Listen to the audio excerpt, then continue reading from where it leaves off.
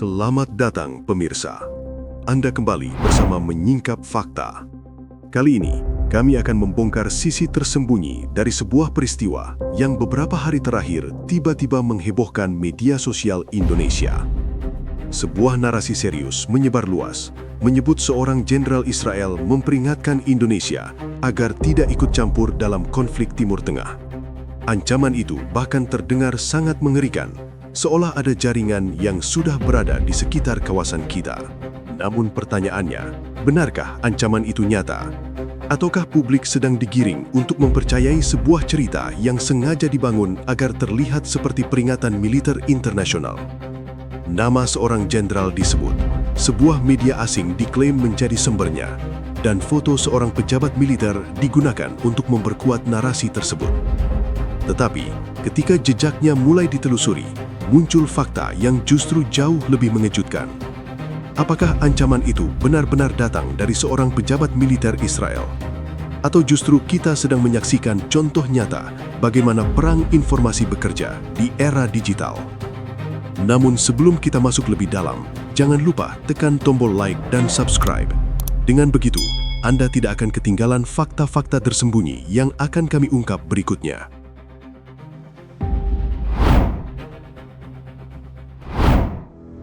Pada awal Maret 2026, ruang digital Indonesia tiba-tiba dipenuhi oleh sebuah narasi yang terdengar sangat serius. Cerita itu menyebar cepat melalui media sosial, video pendek, hingga sejumlah situs berita yang tidak jelas reputasinya. Narasi tersebut menyebutkan bahwa seorang jenderal Israel mengeluarkan peringatan keras kepada Indonesia. Dalam pesan yang beredar, Indonesia disebut diminta untuk tidak ikut campur dalam konflik Timur Tengah. Kalimat yang disebarkan terdengar sangat dramatis. Disebutkan bahwa Israel memiliki orang-orang yang sudah berada di berbagai wilayah. Bahkan narasi itu menambahkan kalimat yang menimbulkan kesan ancaman, seolah jaringan tersebut berada dekat dengan Indonesia. Dalam waktu singkat, potongan teks itu mulai beredar luas di berbagai platform. Pada 2 Maret 2026, sejumlah unggahan di platform X, Facebook, dan Instagram mulai menampilkan kutipan yang sama. Narasi tersebut menyebut seorang tokoh militer Israel bernama Mayor Jenderal Jacob Ariel Ashahabi. Ia diklaim sebagai pejabat militer yang mengeluarkan peringatan kepada Indonesia. Dalam beberapa unggahan, kutipan tersebut disebut berasal dari sebuah media bernama Jerusalem Street. Di berbagai postingan yang viral, narasi ini langsung memancing reaksi emosional. Sebagian pengguna media sosial menunjukkan kemarahan. Ada juga yang mulai menyuarakan kekhawatiran bahwa konflik Timur Tengah dapat merembet hingga kawasan Asia Tenggara. Dalam beberapa jam saja, tangkapan layar kutipan tersebut mulai berpindah dari satu akun ke akun lain. Situasi global saat itu memang sedang sangat sensitif. Pada 1 Maret 2026, media internasional memberitakan bahwa Iran menyambut tawaran Indonesia untuk menjadi mediator dalam ketegangan antara Iran dan Amerika Serikat. Beberapa hari sebelumnya, konflik di kawasan tersebut kembali memanas setelah serangkaian operasi militer yang melibatkan Israel dan Amerika Serikat terhadap target di wilayah Iran. Lalu pada 3 Maret 2026, pemerintah Indonesia kembali menyampaikan kesiapan untuk berperan dalam upaya diplomasi guna meredakan ketegangan kawasan. Di hari yang sama, Presiden Prabowo menggelar diskusi bersama sejumlah tokoh nasional untuk membahas dampak konflik Timur Tengah terhadap stabilitas ekonomi global. Dalam kondisi seperti itu, setiap narasi yang berkaitan dengan Israel, Iran, dan Indonesia dengan cepat menarik perhatian publik. Itulah sebabnya pesan yang menyebut adanya ancaman dari seorang jenderal Israel langsung terasa masuk akal bagi sebagian orang. Narasi tersebut seolah terhubung dengan situasi geopolitik yang memang sedang memanas. Namun di tengah gelombang reaksi publik, muncul satu detail yang menarik perhatian sejumlah pemerhati informasi. Narasi viral itu selalu menyebut satu nama yang sama, Jacob Ariel Ashahabi. Tidak ada variasi penulisan nama, tidak ada pernyataan lain yang berbeda, hanya satu tokoh yang disebut sebagai sumber ancaman tersebut. Ketika sejumlah orang mulai mencoba mencari informasi tentang tokoh itu, muncul sebuah kejanggalan yang tidak biasa. Nama yang disebut sebagai Mayor Jenderal Israel tersebut ternyata hampir tidak memiliki jejak yang dapat diverifikasi. Tidak ada rekam jabatan militer yang jelas, tidak ada arsip konferensi pers, tidak ada kutipan dari media internasional besar yang pernah memuat pernyataannya. Satu demi satu pertanyaan mulai muncul. siapa sebenarnya Jacob Ariel Ashahabi? Mengapa namanya tidak muncul dalam struktur militer Israel yang terbuka untuk publik? Dan bagaimana mungkin seorang jenderal yang disebut mengeluarkan ancaman internasional tidak memiliki jejak informasi yang jelas? Pada titik inilah, cerita yang awalnya terlihat seperti ancaman militer mulai berubah arah. Yang muncul bukan lagi gambaran konflik antar negara, melainkan jejak sebuah narasi yang tampaknya dibangun dengan cara yang jauh lebih misterius. Pada 4 Maret 2026, sejumlah pemeriksa fakta di Indonesia mulai menelusuri narasi yang beredar tentang ancaman Jenderal Israel terhadap Indonesia. Penelusuran itu dimulai dari hal yang paling sederhana. Mereka mencoba menemukan identitas tokoh yang disebut dalam pesan viral tersebut. Nama yang terus muncul dalam berbagai unggahan adalah Jacob Ariel Ashahabi. Ia disebut sebagai Mayor Jenderal Israel yang mengeluarkan peringatan kepada Indonesia melalui sebuah pernyataan yang diklaim dimuat oleh media bernama Jerusalem Straight. Langkah pertama yang dilakukan para pemeriksa fakta adalah mencari keberadaan tokoh tersebut dalam struktur militer Israel. Dalam banyak negara, daftar pejabat militer tingkat tinggi biasanya dapat ditemukan melalui arsip resmi atau laporan media internasional. Namun, ketika nama tersebut ditelusuri melalui berbagai sumber terbuka, tidak ada catatan yang dapat diverifikasi. Situs resmi militer Israel menampilkan sejumlah nama pejabat penting yang memegang jabatan penting.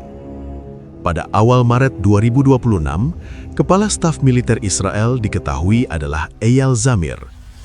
Beberapa komandan utama lain yang sering disebut dalam laporan militer juga memiliki rekam jejak yang jelas dalam pemberitaan internasional. Namun, nama Jacob Ariel Ashahabi tidak muncul dalam daftar tersebut. Tidak ada laporan konferensi pers, tidak ada wawancara media, tidak ada pernyataan resmi yang pernah dikaitkan dengan nama itu. Kejanggalan berikutnya muncul dari sumber berita yang disebut dalam narasi viral tersebut. Banyak unggahan menyebut bahwa kutipan ancaman terhadap Indonesia berasal dari sebuah media bernama Jerusalem Straight. Ketika nama media itu ditelusuri lebih jauh, para pemeriksa fakta tidak menemukan rekam jejak kuat sebagai lembaga pers internasional yang kredibel. Tidak ada arsip pemberitaan yang jelas. Tidak ada kantor redaksi yang dikenal dalam jaringan media global. Nama media tersebut hanya muncul dalam sejumlah unggahan yang menyebarkan kutipan ancaman yang sama. Situasi ini membuat penelusuran beralih ke unsur lain dalam narasi viral tersebut. Banyak postingan yang menyertakan foto seorang pejabat militer Israel. Gambar itu digunakan untuk memperkuat kesan bahwa ancaman tersebut benar-benar datang dari seorang jenderal. Namun setelah gambar tersebut ditelusuri, muncul fakta yang berbeda. Foto yang beredar ternyata bukan milik tokoh bernama Jacob Ariel Ashahabi. Gambar itu adalah foto seorang pejabat militer Israel yang berbeda. Gambar tersebut diketahui merupakan gambar Afif Kohavi. Ia adalah mantan kepala staf militer Israel yang menjabat hingga Januari 2023. Wajahnya dikenal luas karena sering muncul dalam berbagai laporan militer internasional. Artinya, foto seorang tokoh nyata digunakan untuk mewakili identitas seseorang yang tidak memiliki rekam jejak jelas. Teknik seperti ini sering muncul dalam penyebaran informasi palsu. Wajah yang familiar dipasang bersama nama yang tidak dapat diverifikasi, agar narasi terlihat lebih meyakinkan. Pada 6 Maret 2026, beberapa media nasional mulai memuat hasil klarifikasi dari pemeriksa fakta. Mereka menyebut bahwa narasi ancaman terhadap Indonesia tidak memiliki dasar yang kuat. Tokoh yang disebut tidak ditemukan dalam struktur militer Israel. Foto yang digunakan juga tidak sesuai dengan identitas yang disebutkan. Temuan ini mengubah cara pandang terhadap cerita yang sebelumnya viral. Narasi tersebut tidak lagi terlihat sebagai pesan militer yang serius. Sebaliknya, ia mulai terlihat sebagai contoh bagaimana sebuah cerita dramatis dapat dibangun melalui kombinasi nama palsu, foto tokoh nyata, dan sumber berita yang tidak jelas. Namun, satu hal masih belum terjawab. Jika sosok jenderal yang disebut tidak memiliki jejak resmi, dan sumber berita yang dikutip juga tidak jelas keberadaannya, maka muncul pertanyaan yang jauh lebih menarik. Cerita itu jelas memiliki awal.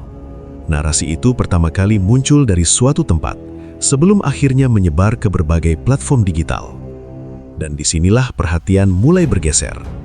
Bukan lagi tentang ancaman yang disebut dalam pesan tersebut, melainkan tentang bagaimana sebuah cerita bisa menyebar begitu cepat di tengah situasi geopolitik yang sedang tegang.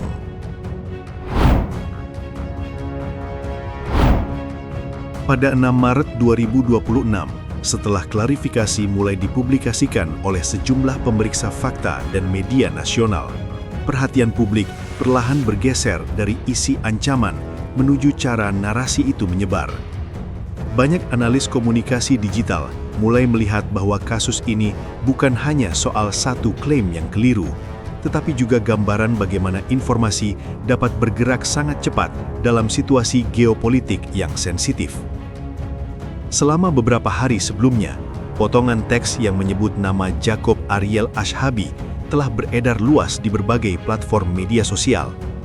Narasi tersebut muncul dalam bentuk tangkapan layar, video pendek, serta artikel yang menyalin kutipan yang sama. Pola penyebaran seperti ini sering terlihat dalam fenomena yang dikenal sebagai amplifikasi digital. Dalam proses amplifikasi, satu potongan informasi dapat dengan cepat menyebar karena dibagikan ulang oleh banyak akun yang berbeda. Setiap kali narasi itu diposting ulang, ia tampak semakin meyakinkan bagi sebagian pembaca karena terlihat berasal dari banyak sumber. Hal ini menjadi lebih kuat ketika narasi tersebut muncul di tengah peristiwa global yang sedang menarik perhatian. Pada awal Maret 2026, konflik Timur Tengah memang sedang menjadi sorotan dunia. Serangkaian laporan mengenai operasi militer di kawasan tersebut membuat publik internasional memantau perkembangan situasi hampir setiap hari.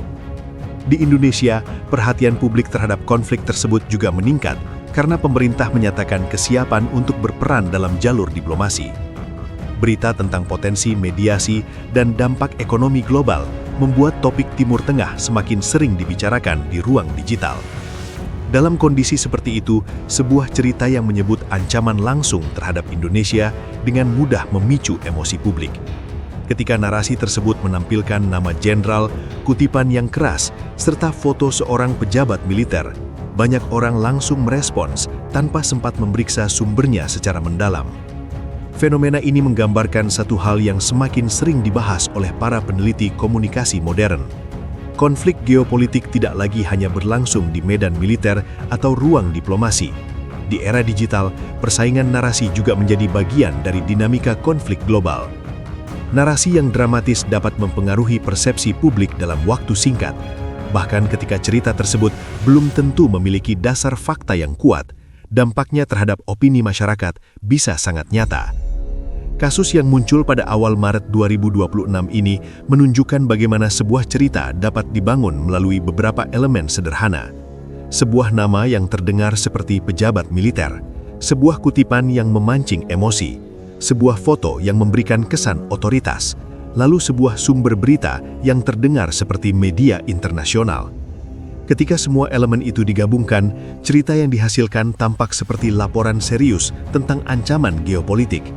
Padahal setelah ditelusuri lebih dalam, banyak bagian dari narasi tersebut tidak memiliki jejak yang dapat diverifikasi. Di titik ini, perhatian para pemeriksa fakta tidak lagi hanya tertuju pada isi pesan yang viral. Mereka juga mulai mengamati bagaimana cerita seperti ini dapat menyebar dengan sangat cepat melalui jaringan digital.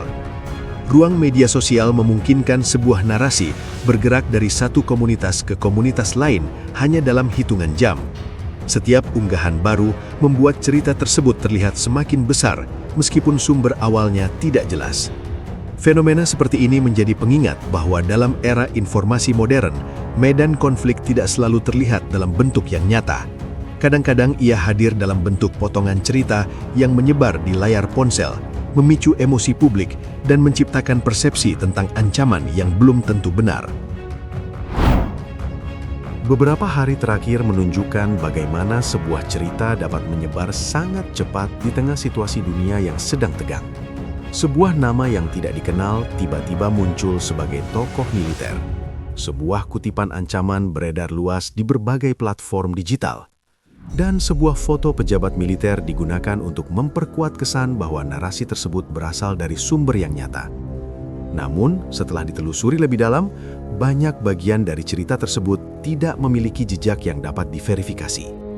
Nama yang disebut tidak ditemukan dalam struktur militer Israel yang terbuka untuk publik. Sumber berita yang diklaim sebagai asal kutikan juga tidak memiliki rekam jejak kuat dalam dunia pers internasional. Bahkan foto yang digunakan ternyata berasal dari tokoh militer yang berbeda. Peristiwa ini memperlihatkan satu hal yang semakin sering terjadi dalam era informasi modern. Konflik geopolitik tidak hanya berlangsung melalui operasi militer atau pertemuan diplomatik. Narasi yang beredar di ruang digital juga dapat mempengaruhi cara publik memahami sebuah peristiwa. Sebuah cerita yang terdengar dramatis dapat memicu emosi, menimbulkan kekhawatiran, bahkan membentuk persepsi tentang ancaman global. Karena itu, setiap informasi yang muncul di tengah situasi geopolitik yang sensitif selalu membutuhkan satu hal yang sama, penelusuran yang cermat terhadap fakta. Dan ketika fakta mulai diperiksa secara teliti, seringkali muncul gambaran yang sangat berbeda dari cerita yang pertama kali viral. Demikian rangkaian fakta yang berhasil kami singkap hari ini. Jangan lupa subscribe ke channel Menyingkap Fakta dan aktifkan lonceng notifikasi agar Anda tidak ketinggalan pengungkapan fakta-fakta penting lainnya. Menyingkap fakta, mengungkap kebenaran di balik setiap peristiwa. Sampai jumpa pada fakta berikutnya.